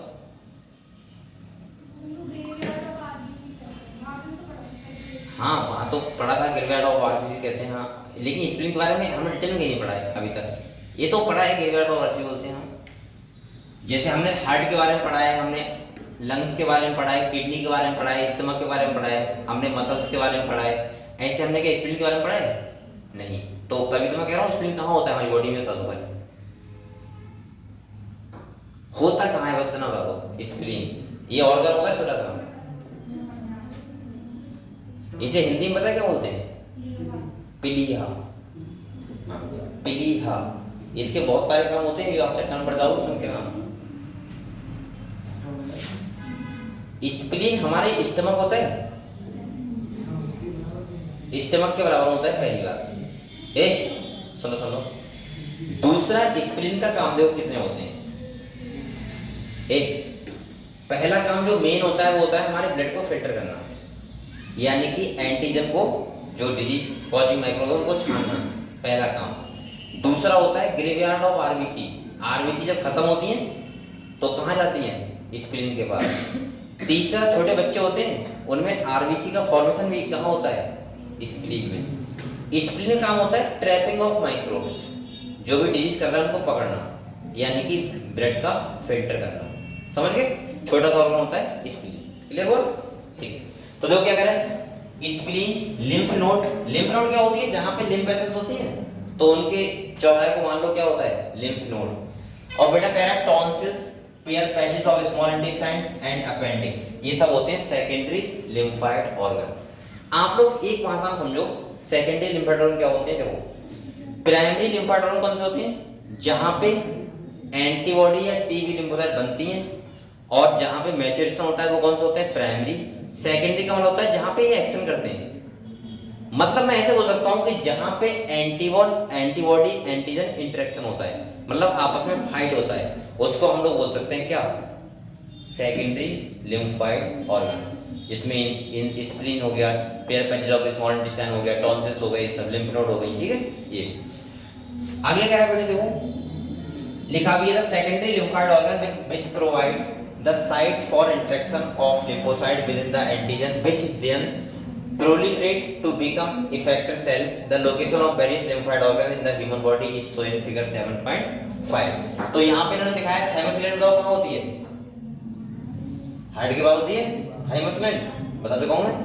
ऐसे ही आपको बताओ लिम्फेटिक वेसल्स ही तो होती है, इसमें लिम्फ रहता है हमारे पूरी बॉडी में। लिम्फ नोड देखो ये दिखा रहा है बीच बीच में, ये क्या होती है? लिम्फ नोड होती है। ठीक है। आगे देखो कह रहे थे बोन मैरो। अब बेटा ये देख लो, जल्दी पढ़ो क्योंकि इसमें शायद बच्चा नहीं है अभी। कह रहा था bone marrow is the main lymphocyte organ where all blood cell including lymphocyte are produced. आप लोग बताओ बोन मैरो क्या होता है? ऐसा लिम्फोसाइट ऑर्गन होता है जहां पे सारे के सारे सेल हमारे बनते हैं, जैसे आरबीसी हो गया, डब्ल्यूबीसी हो गया, इनका फॉर्मेशन होता है। और कह रहा है प्रोड्यूस होते हैं, कह रहा है thymus is a lobed organ. Thymus क्या होता है? ग्लैंड होती है। कह रहा है located near the heart, heart के पास होती है, और स्टर्नम जो होता है उसके पीछे होता है। तो कह रहा है बीनेथ द ब्रेस्ट बोन मतलब स्टर्नम। कह रहा है thymus is quite large at the time of birth. मैंने ये बताया था कि आप सुनो, मैं कल भी बताया था आपको कि थाइमस ग्लैंड कैसी ग्लैंड होती है? Retrogressive gland. कैसी होती है? Retrogressive gland. और रेट्रोग्रेसिव ग्लैंड का मतलब होता है कि पहले इसका साइज बड़ा होगा और हल्के लिए क्या होता रहेगा? छोटा। अगर आपसे कोई पूछे कि बताओ ऐसी हमारी बॉडी में क्या ऑर्गन है, क्या कौन सी ग्लैंड है जो किसी की एज का पता लगा सकती है, तो क्या हो सकती है? यही थाइमस ग्लैंड। थाइमस ग्लैंड से हम किसी की एज का पता लगा सकते हैं कि उसका एज कितना होगा। समझ गए? अब ऐसा नहीं कोई जिंदा व्यक्ति की, तो क्या करोगे? एज का पता लगाओ थाइमस ग्लैंड से, या ऑपरेशन करके देखोगे भाई हाँ दिखाओ थाइमस ग्लैंड का साइज। जब किसी की डेथ हो जाती है और हमें पता है कि उसका एज का पता लगाना है, तो हम क्या करते हैं? थाइमस ग्लैंड को देखते हैं, ठीक है, उसका साइज देखते हैं। अगले देखो, कह रहा है both bone marrow and thymus provide micro environments of the development and maturation of T lymphocyte. और ये क्या करता है? देखो, कह रहा है bone marrow and thymus provide micro environments for the development and maturation of T lymphocyte. कह रहा है spleen is a large bean shape organ. Spleen का लिखा है, it mainly contains lymphocyte and phagocyte. Phagocyte का मतलब होता है ऐसी सेल जो क्या करती हैं? एंटीजन जो होता है डिलीट करते हैं माइक्रोस, उनको खत्म करने का काम, उनको होते हैं फैगोसाइट। कह रहा है इट एक्ट ऑफ फिल्टर। पहला काम इसका ये है, filter of the blood bye trapping of blood born micro organism. जो डिजीज करते हैं उनको पकड़ने का काम कौन करता है? स्प्लीन। इसीलिए क्या करता है? फिल्टर करता है। कह रहा है spleen also has a large reservoir of respiratory. लिखा है, इसका मतलब है जला तालाब। ये तालाब होता है किसका? इरेथ्रोसाइट मतलब आरबीसी का। समझ गए? इसे ग्रेवयार्ड भी बोलते हैं, कब्रिस्तान किसका? आरबीसी का। कह रहा है lymph node are small solid structure होते हैं located different point along the lymphatic system. Lymph nodes serve to trap the micro organism और other antigen which happen to get into the lymph and tissue fluid। एक बात सुनो आप लोग, ये जो बता रहा हूँ आपको, स्प्लीन हो गया, लिम्फ नोड हो गया, ये आप लोग समझ पा रहे हो? जैसे मान लो मैंने कोई सांस ली, सांस लेने के बाद माइक्रोफोन अंदर गया, एल्वेलाई में गया, एल्वेलाई में जाने के बाद वो ब्लड में चला गया। अब ब्लड में उसको फिल्टर कौन करेगा? स्प्लीन या लिम्फ नोड, जहां पे एंटीबॉडी एंटीजन क्या करेंगे? आपस में फाइट करेंगे और एंटीजन को खत्म करेंगे कौन? एंटीबॉडी। ये सब कहां होते हैं? जहां सेकेंडरी लिम्फाइड ऑर्गन होते हैं, ठीक है। अगले लो, कह रहा है which happen to get into the lymph and tissue fluid. Antigen trap मतलब होता है पकड़ना। कह रहा है in the lymph node are responsible for the activation of lymphocyte present that cause the immune response. और इससे हमें क्या मिलता है? इम्यून रिस्पांस मिलता है।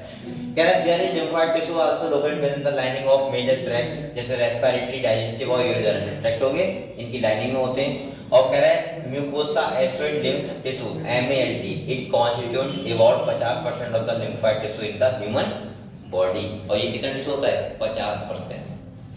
समझ गए? तो एक बार सुन लो मेरी बात को, मैंने आप लोगों को इसके बारे में क्या बताया। देखो, अगर हम बात करें इसकी अरे आप लोग क्या बातें कर रहे हो भाई? अगर हम बात करें इसकी जो तुम्हारा कौन सिस्टम है? इम्यून सिस्टम, सही है। इसमें मैंने क्या बताया? प्राइमरी लिम्फोइड ऑर्गन बताया, सेकेंडरी बताया। प्राइमरी का मतलब ये होता है जहां पे कोई चीज बनती है, फॉर्मेशन होता है और डिफरेंशिएशन होता है।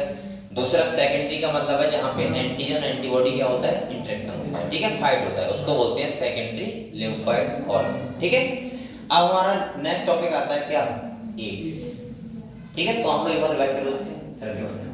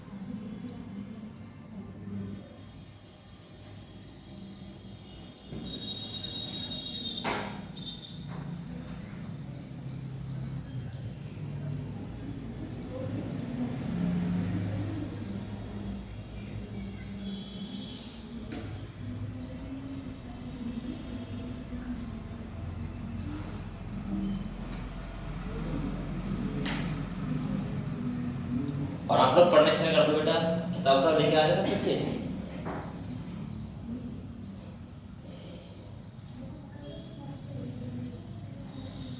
आज धूप निकली अच्छी खासी ना, सही है सर। मौसम खुल जाएगा।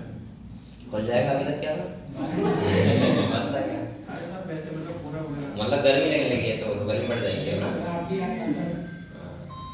ना कल तो बादल बादल था ना वो सर, सुबह कौन आ रही है? अरे समंदर रेडी तो बना रहे हैं। ये मत चल ठीक है क्या है सर? हैं?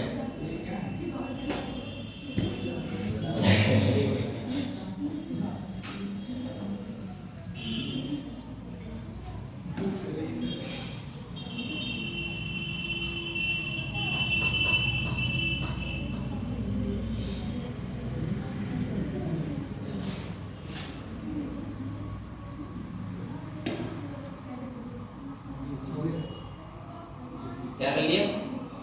चलो अब हम लोग आते हैं, एक टॉपिक है हमारा एड्स। कौन सा बेटा? एड्स। समझ इसके बारे में पहले तो कहानी फिर समझते हैं। आपको पता है एड्स एक बहुत खतरनाक बीमारी होती है, बहुत खूबकार डिजीज होती है। आपने एड्स के बारे में काफी चर्चा भी सुनी होगी, है ना? और डरना भी चाहिए एड्स से, क्योंकि आपको पता है एड्स कितनी खतरनाक हो सकता है। पहला बात तो यह है कि आपने बहुत अच्छे से सुना होगा, हम लोग बोलो मत बोल कर रहे, ध्यान सुनो। एड्स के बारे में आपको लिखने को भी आता है, बहुत सारे एग्जाम में आता है। एड्स के बारे में बताओ ये क्या है?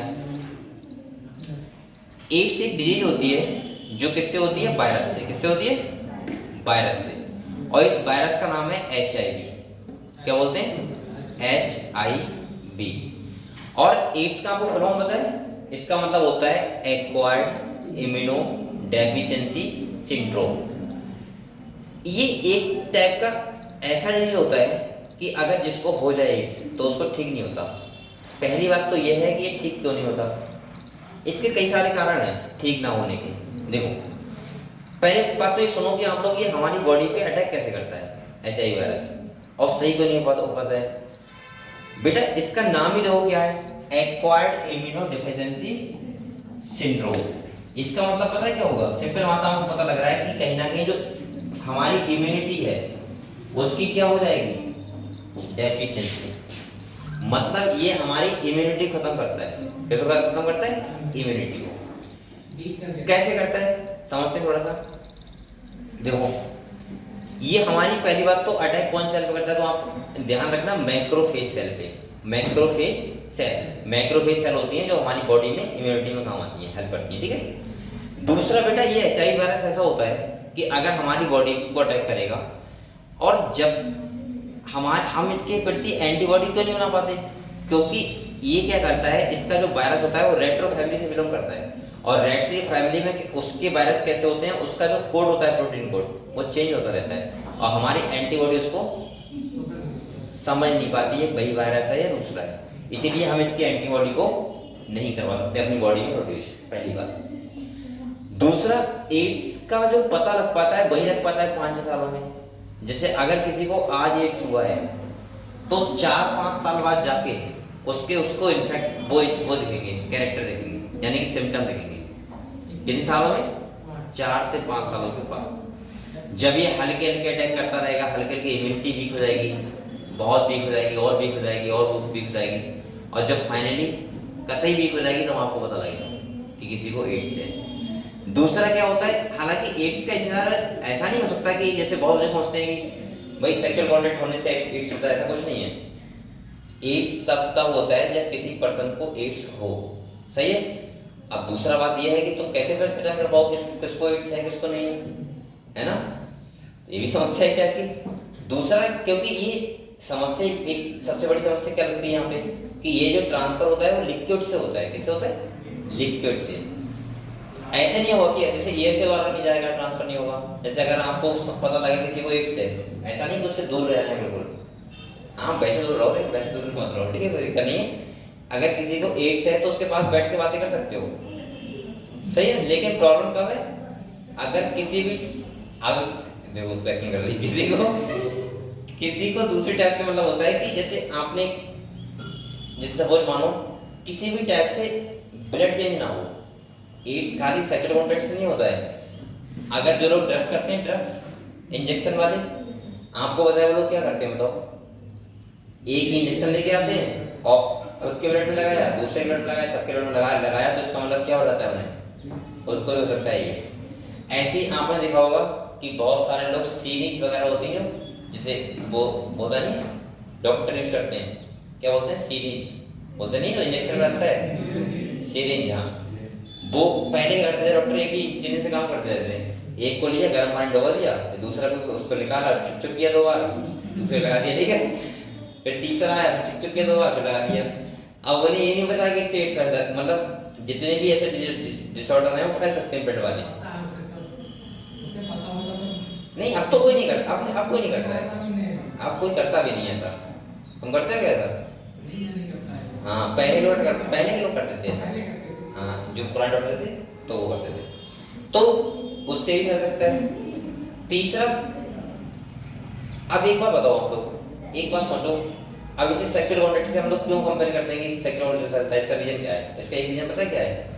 क्योंकि आजकल लोग जो होते हैं, जैसे अगर मान लिया तुम अगर अब डॉक्टर का मॉडर्न जमाना है, इसमें डॉक्टर सब ठीक ठाक होगा ना, पता है कि किसी से फैल सकता है, ठीक है? वो ऐसा नहीं करते हैं। दूसरा, आप लोग बताओ, जब कोई ड्रग्स ना करता हो ऐसा वाला तो उसको नहीं होगा, लेकिन सेक्सुअल कॉन्टैक्ट तो कर सकते हैं ना। आगे और ट्रेंड मतलब हो सकता है ऐसा कि एक से मल्टीपल पार्टनर्स कर लिया, तो उस टाइम पे तो पता चलना है किसको एड्स है, तो इस टाइप से एड्स फैल सकता है। समझ गए आप लोग? तो ये रेट्रो फैमिली का होता है, ये अपना प्रोटीन कोड को चेंज करता रहता है, इसीलिए इसका कोई सिम्टम नहीं मिल पाता है। 4-5 साल बाद इसके सिम्टम पता लगते हैं, तब तक ये पूरी तरीके से हमारी बॉडी की इम्यूनिटी को वीक कर चुका होता है, कमजोर कर चुका होता है, ठीक है? ये वायरस क्या करता है? ये आरएनए वायरस होता है, आपको पता है? ये एक टाइप का आरएनए वायरस है। ये हमारी बॉडी में आरएनए को भेजता है, हमारी सेल के अंदर जाता है आरएनए। इसके पास एक एंजाइम होता है रिवर्स ट्रांसक्रिप्टेज, उसके द्वारा ये क्या करता है? रिवर्स ट्रांसक्रिप्शन करता है और हमारे डीएनए से अपने डीएनए को कर लेता है, बाइंड कर लेता है। इसका लाइफ साइकिल थोड़ा समझा देता हूँ कैसा होता है। यहाँ देखो,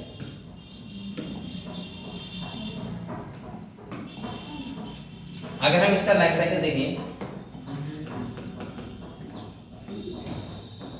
किसका? HIV वायरस का, ठीक है? तो मान लो एक टाइप की सेल है, ये बेटा सेल कौन सी है? मैक्रोफेज सेल है। कौन सी है? आप नाम भी याद कर लो इसका, ये माइक्रोफेज सेल है, ठीक है? और ये क्या है? न्यूक्लियस है, और ये हमारा डीएनए है। ये किसका डीएनए? हमारा डीएनए। ये होता क्या है? देखो, ये देखो, ये कोई वायरस है और इसका ये क्या है? आरएनए। क्या है? क्योंकि HIV वायरस का कैसा होता है? आरएनए वायरस होता है। ये कौन सा वायरस है? HIV virus.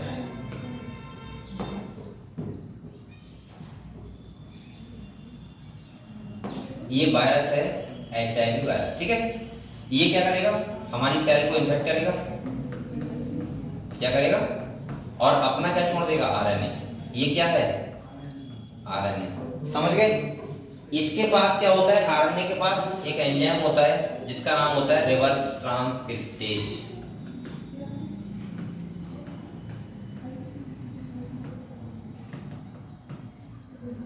और रिवर्स ट्रांसक्रिप्टेज द्वारा ये करता है रिवर्स ट्रांसक्रिप्शन।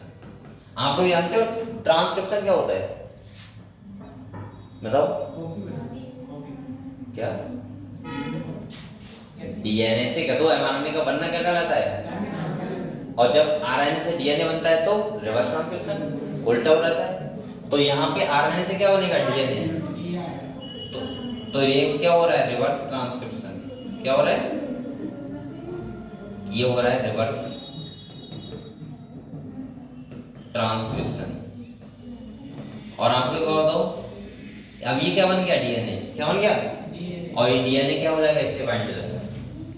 अब सुनो, हमारे अब एक और बताओ, उसने हमारे वायरस के डीएनए से बाइंड करवा लिया। अब हमारा डीएनए क्या करेगा? रेप्लिकेशन। क्या करेगा?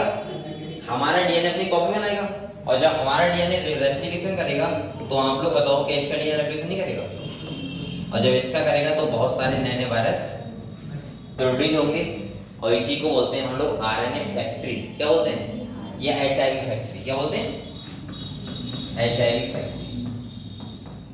अच्छा एक और सुन, एक बताओ मुझे, मैं जब कहता हूँ कि हमारे जो वायरस है हमारी सेल बॉडी को इन्फेक्ट करता है तो वो लिविंग कैसे रहता है, ऐसे रहता है लिविंग। अगर किसी का जेनेटिक मटेरियल रेप्लिकेट करने लगे तो वो क्या हो जाएगा, लिविंग। वायरस के अंदर मेटाबॉलिज्म तो नहीं होती है, रेप्लिकेशन भी तो नहीं होता है, तभी तो नॉन लिविंग है। जब हमारी बॉडी में आता है तो वो क्या करने लगता है, रेप्लिकेशन, और रेप्लिकेशन का मतलब है तो वो क्या हो जाता है, लिविंग। समझ गए बात। और इसी को हम लोग बोलते हैं HIV फैक्ट्री। नए नए वायरस प्रोड्यूस हो जाएंगे और ये बेटा ऐसे ही हमारी मैक्रोफेज सेल पे अटैक करता रहेगा और एक टाइम पे क्या हो जाएगा, हमारी सारी की सारी सेल जो होंगी इम्यूनिटी वीक हो जाएगी, और वीक हो जाएगी तो इसका मतलब ये है सिंपल सा कि फिर सिम्टम हमें इसके दिखने लगेंगे। समझ गए। तो ऐसे एक काम करता है कौन, HIV वायरस। क्लियर हुआ। तो देख लेते हैं, पढ़ लेते हैं इसके बारे में एक बार।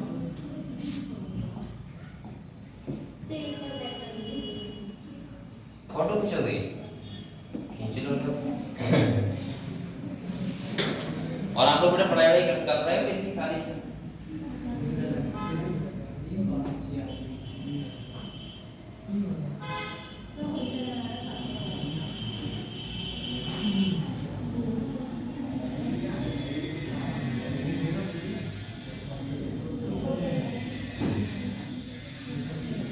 हो गया। चलो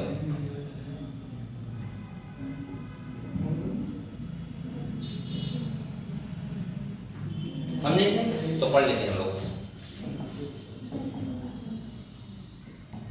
देखो हम लोग अगर बात करें एड्स की,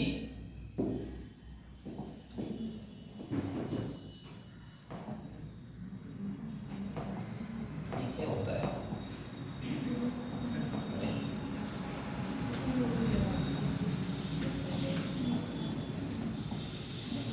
देखो एड्स के बारे में थोड़ा पढ़ लेते हैं, यहाँ तक पढ़ा जा रहा है, फिर हम लोग इसके बारे में कल भी बात कर लेंगे, ऐसी बात नहीं है। तो देखो कह रहे थे वर्ड एड्स स्टैंड फॉर, क्या बोलते हैं इसको, acquired immuno deficiency syndrome. Syndrome को जानते हो, ग्रुप ऑफ डिजीज। सिंड्रोम क्या बोलते हैं बेटा, इसका मतलब होता है ग्रुप ऑफ डिजीज। जब एक से ज्यादा डिजीज जाते हैं उसको बोलते हैं ग्रुप ऑफ डिजीज, ठीक है, इसको बोलते हैं सिंड्रोम। कह रहे this means deficiency of immune system. जब हमारी बॉडी में इम्यून सिस्टम क्या रहता है, कमी हो जाती है, यानी कि इम्यून सिस्टम काम नहीं करता है, उसको बोलते हैं हम लोग किस कौन डिजीज आती है, एड्स। कह रहा है acquired during the life time of individual indicating that it is not a congenital disease. इसका मतलब है जन्मजात डिजीज नहीं है। जन्मजात का मतलब बच्चों में जन्म से नहीं होती है, ये बाद में होगी। हालांकि माता से बच्चे में फैल सकता है एड्स, ध्यान रखना, समझ गए आपको, लेकिन जेनेटिक डिसऑर्डर नहीं है। अगले कह रहा है वो तब है जब माता को होगा एड्स, तो बच्चे को हो सकता है। कह रहे सिंड्रोम मींस होता है ग्रुप ऑफ सिम्टम, यानी कि ग्रुप ऑफ डिजीज। जब बहुत सारी डिजीज एक साथ लगती हैं उसको बोलते हैं सिम्टम। कह रहा है एड्स वाज फर्स्ट रिपोर्टेड, पहले बार केस मिला था 1981 में। हालांकि इंडिया में मिला था चेन्नई में पहला केस। किसको मिला था, सेक्स वर्कर को। ये सही है, एड्स। कह रहे इन द लास्ट 25 ईयर और so it has spread all over the world killing more than 25 million person. सुनो तो पहले। अच्छा आप लोगों ने कभी देखा कोई एड्स वाला पेशेंट ऐसे देखा है तुमने, देखा है एड्स वाला पेशेंट को देखा है? कौन था, लड़का था लड़की थी? पहली बात तो किसी को एड्स होगा तो वो बताया कि मैं सोचा कि ना उसको और करा दूं हैं, रिपोर्ट देखा होगा। लेकिन नॉर्मली आदमी कौन बताएगा मुझे एड्स है? आपको बताओ, एड्स को ऐसा ना कि दिख रहा है किसे एड्स है, वो तो 4-5 साल बाद तो उसके कैरेक्टर दिखते हैं। और मुझे लगता है आज के जनरेशन ऐसी है, अगर किसी को पता भी लग जाए ना एड्स से तो सोचेगा 10 को और फैला दूं पहले, क्योंकि मैं तो मर ही रहा हूं, 10 और मर जाएगा 10 को फैलाएंगे तो ये बहुत तेज फैलता है, समझ गए। तो कहीं ना कहीं इसीलिए। और एक बात और है कि अगर तुम किसी से कहो कि भाई एड्स का टेस्ट करवा लो, कौन करवा लेगा? नहीं करवाना पड़ता है, जब मजबूरी होती है तब करवाना पड़ता है, वैसे कौन करवाएगा भाई? तो समझ में नहीं आता, मतलब बीमारी समझ में नहीं आती, इतना कमजोर रहता है, कुछ तो लक्षण होंगे तो कहने पड़ते हैं, जबरदस्ती तो रिपोर्ट कराता है, तब करवाएगा। हाँ ठीक है, लेकिन अब जब तक वो करवाएगा तो वो चूक कर चुका होगा उसको, ठीक है तो इसका मतलब क्योंकि साले हो गई ना 3-4 साल अगर उसको हो गई होंगी तो इसका मतलब 10 कर चुका हो, और कर चुका हो तो फिर क्या करवाने का फायदा, वो 10 और कर रहे होंगे, तो ये कहानी बहुत गड़बड़ जाती है, ठीक है। तो इसी समझ आया, इसीलिए आपको मल्टीपल पार्टनर से बचना चाहिए सबको। अगले मैं बताऊंगा। कह रहा है AIDS is called by the human immunodeficiency virus, यानी कि एचआईवी वायरस द्वारा होता है। कह रहा है a member of a group of virus से बोलते हैं रेट्रोवायरस। क्या बोलते हैं? कह रहा है which have an envelope enclosing the RNA genome। जो RNA इसके पास क्या होता है? RNA। मैंने कहा था देखो वायरस के पास या तो डीएनए होता है या आरएनए होता है, दोनों नहीं होते। या तो कोई वायरस डीएनए वायरस होगा या कोई वायरस क्या होगा? आरएनए। तो एचआईवी वायरस कैसा है? आरएनए वायरस है। कह रहा है transmission of HIV infection generally, अब ये कह रहा है किसके द्वारा फैल सकता है ये एचआईवी वायरस। तो देखो यहाँ पे पहला जो लिखा हुआ है वो लिखा हुआ है सेक्सुअल कांटेक्ट, पहले नंबर पे लिखा हुआ है, लेकिन साथ में लिखा हुआ है विद इन्फेक्टेड पर्सन। ये भी ध्यान रखना, कहीं तुम लोग खाली कहते खड़े हो कि सेक्सुअल कांटेक्ट से एड्स फैलता है वही सेक्सुअल कांटेक्ट नहीं फैलेगा, ऐसे तो कोई शादी नहीं करेगा। सेक्सुअल कांटेक्ट का मतलब है कि इन्फेक्टेड पर्सन के साथ अगर कोई कर रहा है सेक्स तो उसका मतलब एड्स फैल सकता है उसको। दूसरा कह रहा है by transfusion of contaminated blood and blood product, अगर कोई ऐसा ब्लड है जिसको एड्स है और उसका ब्लड अगर किसी दूसरे ने यूज कर लिया तो उसको भी क्या फैल सकता है? एड्स फैल सकता है। यानी कि सिंपल भाषा में क्या होता है कि ये ब्लड में होता है वायरस, कैसे होता है? ब्लड के, यानी कि हवा के थ्रू नहीं फैल सकता, पानी के थ्रू नहीं फैल सकता, किस थ्रू फैलेगा? लिक्विड, बॉडी का लिक्विड जब तक ट्रांसफ्यूजन नहीं होगा तब तक नहीं फैलेगा। अगले कह रहे हैं बाय शेयरिंग इन्फेक्टेड नीडल्स, मैंने कहा था नीडल्स के द्वारा फैल सकता है, तो फैल सकता है। और कह रहा है intravenous drugs abusers and from infected mother to her child through placenta, यानी कि अगर कोई इन्फेक्टेड मदर है तो उसके बच्चे में भी ये जा सकता है। तो आपने देख लिया सेक्सुअल कांटेक्ट। दूसरा आपने देखा यानी कि हम अगर बात करें ड्रग एब्यूजर होते हैं जो, जैसे आपने देखा होगा जो लोग ड्रग्स इंजेक्शन वाला लगाते हैं, वैसा वाला नहीं, इंजेक्शन वाला, तो आपने देखा होगा उन्होंने एक इंजेक्शन ले लिया और 5 लोगों को लगाना है एक इंजेक्शन, तो वो क्या करते हैं? अपने लगाया, तो दूसरे का लगा लिया, तीसरे का वही वाला। वो धुलते भी नहीं है क्योंकि उन्हें पता ही नहीं इसके ऐसे कुछ बारे ऐसे किसी के बारे में। मैंने खुद ये वाला जो होता है, ये वाला जो ड्रग एब्यूजर इंजेक्शन वाले होते हैं वो मैंने खुद देखे। पता नहीं उनके अंदर इतनी क्षमता कहाँ से आती है कि वो लोग, वो डॉक्टर सुनना होते हैं, वो तो आवारा होते हैं। ऐसा नहीं डॉक्टर ने कि भाई अपने यहाँ लगा रहा है, वो बताने गई। मैंने खुद देखा था कैसे खड़े हो, मैं खड़ा था तो वो कर रहे थे काम, तो मैंने कहा लाओ देख लूँ कैसे करना है। तो उसने क्या किया, निकाला इंजेक्शन ऐसे लिया और अपने नस में से लगा लिया खुद से। मैंने कहा यार बड़ा, फिर वही दूसरे ने लिया इंजेक्शन, उसने भी वही निकाली वो जो चीज ड्रग्स थी और उसको उस दूसरे ने कर लिया। अब उसने ही वही ब्लड वही यूज किया, दूसरे ने वही यूज किया, तो उसका मतलब क्या हो रहा है? ब्लड का ट्रांसफ्यूजन नहीं हो रहा है और इससे भी क्या फैल सकता है? एड्स नहीं फैलेगा, इससे बहुत सारी डिजीज फैल सकती है। समझ गए आप लोग? तो इसका मतलब ये है कि कहीं ना कहीं ऐसे फैल सकता है। सोचो कैसे कैसे लोग, और जो ये आपको सोच रहे हैं ना, ये जो आपको लगता होगा कि सर इंजेक्शन वाला ड्रग्स है ये तो बहुत कम लोग लेते होंगे, बेटा आपको पता नहीं है। तभी तो मैं कहता हूँ सबसे शुद्ध लगभग सही लोग हैं वो इधर ही हैं, पीलीभीत और बरेली में। अगर आप और कहीं साइड जाओगे तो वहाँ लगभग आपको ऐसे ड्रग्स वाले बहुत मिलेंगे। दिल्ली में चले जाओ, हर गली में तुम्हें लेते मिल जाएंगे, इसमें या ड्रग्स ये सब है। और ये लोग क्यों करते हैं इसका रीजन पता है आपको? ये लोग क्यों, मैं इस टॉपिक में आगे है और सारे ड्रग्स भी हैं, मैं आपको बताऊंगा उसके बारे में, ड्रग्स बारे में बताऊंगा। इन्हें बोलते हैं सस्ते नशे। सस्ते नशे का मतलब कि 20 रुपए का मिला 5 लोगों ने यूज कर लिया। नहीं मैं बता रहा हूँ एग्जाम्पल के लिए, मुझे पता है 70-80-100 रुपए का होगा या 1000 का तो नहीं होगा, ये तो पता है मुझे। 1000 का तो नहीं होगा, नहीं ये वाले बता रहा हूँ। हाँ वैसे ड्रेस की कीमत नहीं है, मैं ये भी कर रहा हूँ साथ में, ये वाले बता रहा हूँ। और इसमें क्या होता है कि रुपए की बचत होती है। और दूसरा बहुत सारी चीज़ आती है, मैं ड्रेस की बात करूँगा अभी इसी टॉपिक में, शायद इसी की बात है ना, कैंसर के बाद है, कैंसर के बाद वही करेंगे हम लोग बात कल।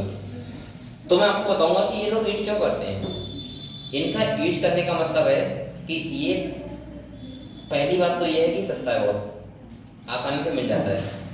आपको पता है अभी मैं ये भी बात करूंगा कि आपने देखा होगा कि जो नई जनरेशन आती है, नई जनरेशन, ये लोग पता है उसका ही बहुत कर रहे हैं, वो क्या बोलते हैं सुल्फा, गांजा, इसका इतना हाई लेवल पे हो रहा है इस टाइम पे कि आप लोग समझ नहीं सकते कि छोटे बच्चे कितने लती बन गए।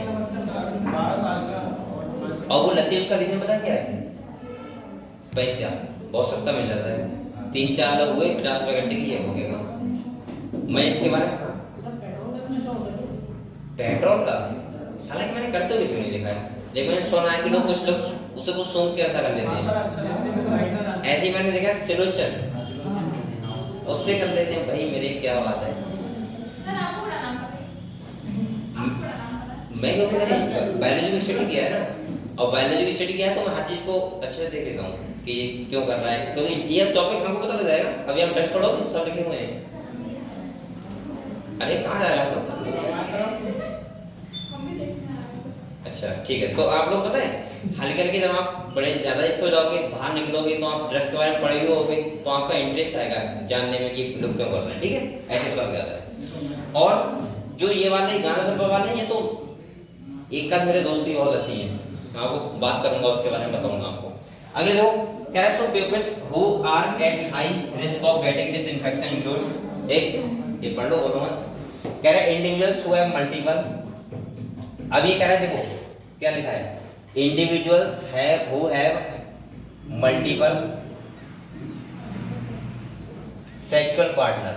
तो पहला इसका रीजन मेन वो है कि जो मल्टीपल पार्टनर क्या करता है, चूज करता है, मतलब एक से ज्यादा लोगों के साथ सेक्सुअल इंटरकोर्स करता है।